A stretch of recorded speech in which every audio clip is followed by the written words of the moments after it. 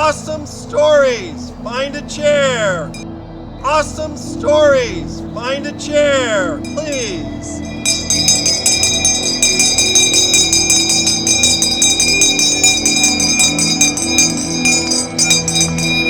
Minutes.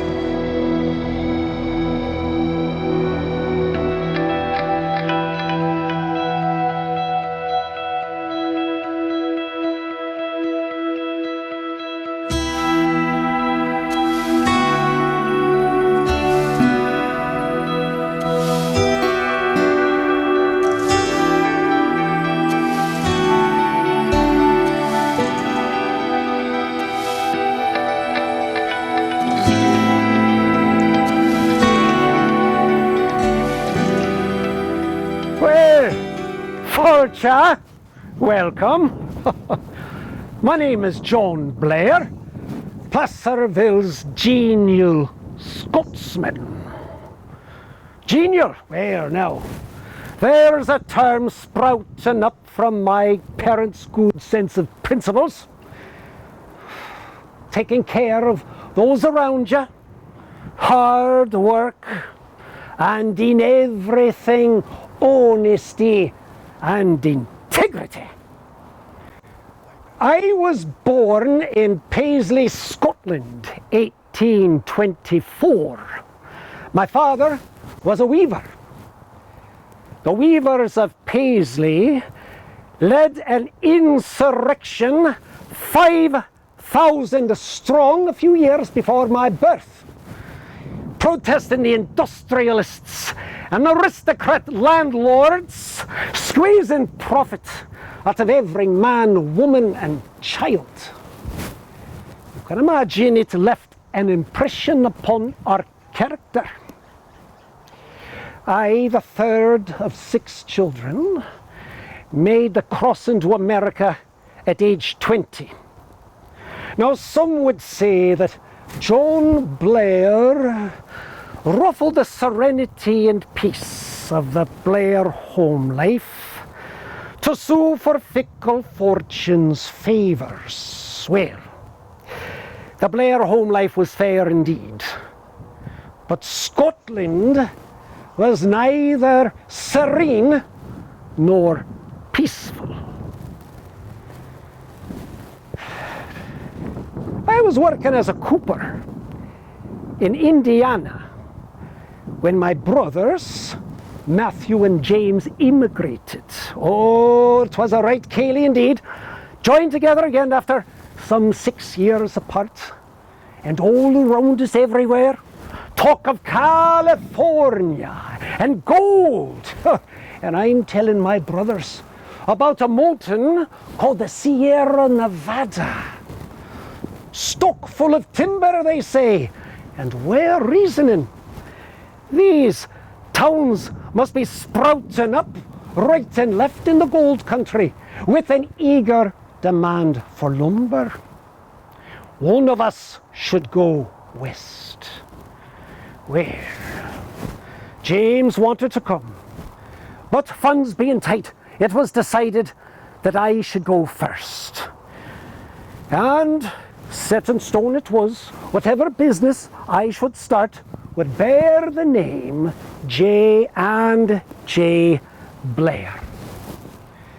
If I made good, James would follow, and when funds were available, then Matthew with the rest of the Blair family. Now, crossing the plains in 1852 on a mule train. That bears a few hours of telling itself. But suffice it to say that within a year I was standing right down at the bottom of this hill in dry diggings, which soon after became known as Placerville. Oh, and we scraped together funds for a year and a half, and my brother James was standing next to me, and never did we part for the remainder of our days. No, lumber. For 4 years we worked day for day, and then a wee east of Placerville,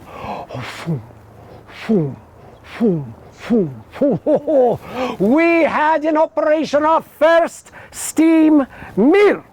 Steam powered, enormous was the demand, our product superior and competitive our price. Sure to be told that J&J Blair Lumber Company was established. No, before the lumber, I'd been buying land. 160 acres from D.C. Deedy and his wife, with a wee building on it called the Sportsman's Hall. It was a crude structure, but James and I, we envisioned it as a major waypost for trade and travelers from San Francisco to points east. So we built it, expanding it and raising it 3 stories tall, with barns and corrals. No, word spread. I should say, another Blair principle from the dark days of Scotland. Every man deserves the dignity of work to provide for himself and his family. Well, James and I engaged an army of men, operating our mills, working our halls. During the Comstock Silver Bonanza, our hall fed 150 men and housed and stalled and fed 500 mules and horses a night. The Sportsman's Hall became a home station for the Pony Express, where we furnished a stock of remount horses and fed and housed the riders with full accommodations. The Sportsman's Hall burnt to the ground 100 years ago. The grand hall itself, the 2 grand barns, naught but ash. The wee smallest barn, however, was converted to an inn of sorts, where I understand a sturdy man can be satisfied with a robust meal morning, noon or night, this day in Pollock Pines. Oh, did I get off there? Where was, James. James and I, over the many years after, acquired sawmills, vast timberlands, spanning thousands of acres. Do you know that in the early days of Dorado County, most of the land was called Blair land? Aye. And besides the lumbering and timber, mining, we were engaged in gold mines, holding mining claims. We had a gravel company. Up to our sleeves we were. No, about logging. We were constantly on the move. But wherever we logged, we always left a few tall trees for future generations. I imagine a number of you have been to the Harris family farm. Aye. The Harrises are descendants of the Blairs. That farm was the location of our second sawmill. Well, the next time you go to the family farm, you take a look out in the distance and you will see some trees taller than all the others around. Those are trees we left still growing from before the time of the gold rush. 1862. Very important year for our Blair family. Matthew came west with my brother Robert and our sisters Mary and Janet, and our dear mother, Mrs. Agnes Whiteford Blair herself. Our father had passed just a wee time before the family came to Scotland. But he was smiling on the hard work we four brothers were doing. For James and Matthew took over the sawmills. Oh, Matthew. Tragic. Robert took the reins of the Sportsman's Hall, and I was managing the lumberyard on the corner of Cedar Ravine and Main Streets, which stood for nearly 100 years. Our men were making doors, lath, roof and windows, molding, plaster, all your building needs. We had factories making wooden boxes for the fruit packing industry. The J&J Blair Lumber and Land Company owned 300 acres of improved pasture and farming land in the county of Sacramento. Aye. Now, before you go thinking we Blairs had the Midas touch and every business venture sparkled with success, oh, no. We had our disappointments. The worst, a partnership with Knight and Company of Sacramento, the grandest tallow and hide business on the Pacific coast. That did not turn out well. And for those of you who know the story, let me say that James and I never suffered any amnesia over the fact that some do not operate with the same Blair principles of honesty and integrity. Enough said about that. Amnesia.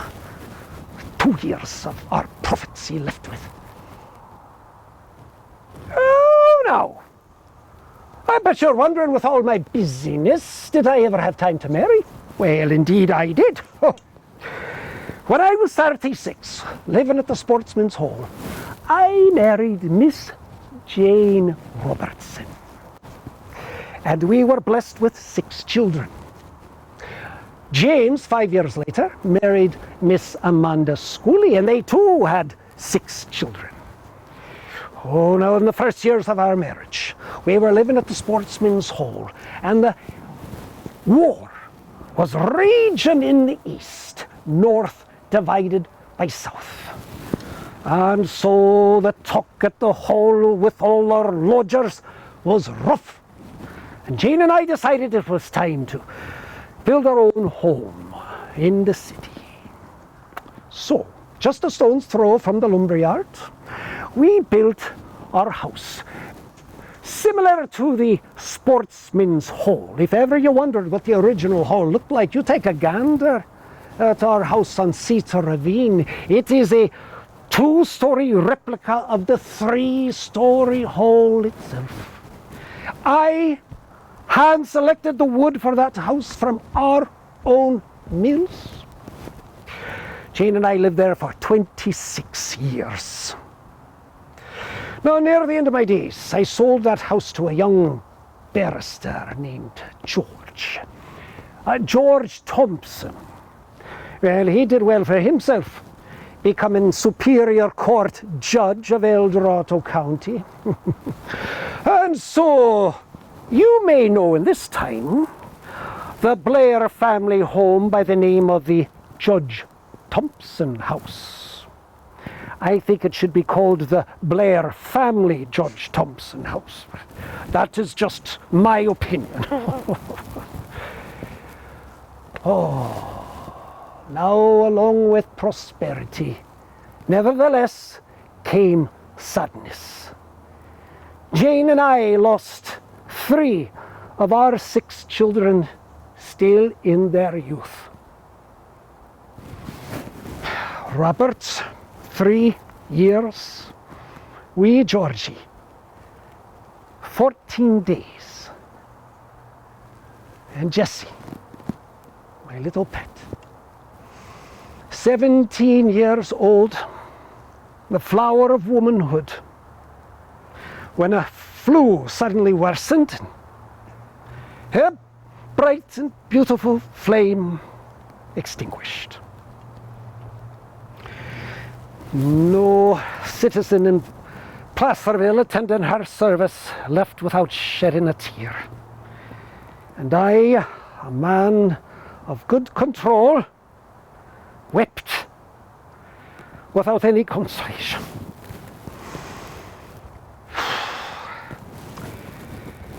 Then we lost our older daughter, Aggie, 31 years, married, living in Sacramento. Another terrible blow. Matthew, tragic. My wife Jane, 37 years we were married, when she succumbed to a long and painful illness. And then 5 years later, dear James, unexpected. His heart stopped. I could bear grief no longer. James was more than my brother, my business partner. He was my one, my best friend in all this world. My health rapidly declined after his passing. His ever-presence always at my side. I followed James on March 12th, 1907. 83 years I'd lived. That's enough. But I do want to say how proud I am of my Blair family. I dare say my youngest daughter, Mabel Blair Birdsall, I've seen walking these very grounds this day. And in the air, my son John, I sense his strong, determined presence in the breeze. And you may be conversing with my great-great-grandchildren, still flourishing in Northern California. Oh, how proud I am of this community and its growth, the legacy of the 4 Blair brothers. We were men of action, not just words. Well, genial. I hope they say the same for you. Caring for your community. In everything, honesty and integrity. To your good health. Salan Javar.